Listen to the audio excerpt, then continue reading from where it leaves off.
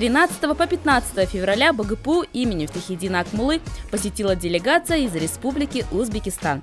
Основной целью визита представителей из Коканского государственного педагогического института имени Муккими стало обсуждение вопросов о реализации совместных образовательных программ между нашими вузами. За 3 дня гости из Узбекистана посетили корпуса ИП и ИФОМК, увидели, как проходят лекционные и практические занятия, ближе познакомились с образовательной деятельностью БГПУ имени Мифтахиддина Акмуллы. Нам понравилось все, нам понравились наши студенты, очень активные студенты. Мы посетили занятия, мы посмотрели защиту бакалавриата. Также нам понравилась работа на кафедрах, знакомились с преподавателями, с коллективом. Также прошла встреча с проректором по учебной работе Алмазом Мустаевым и проректором по научной и инновационной деятельности Ильей Кудиновым.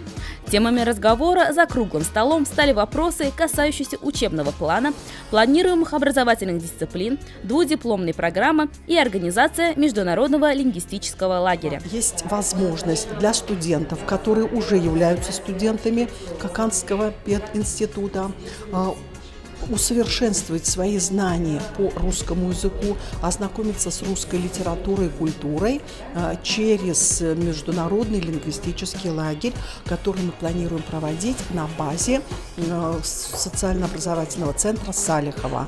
Вне совместной образовательной программы гостями было предложено организовать чтение лекций и проведение мастер-классов преподавателями БГПУ имени Мифтахиддина Акмуллы в КГПИ имени Муккими.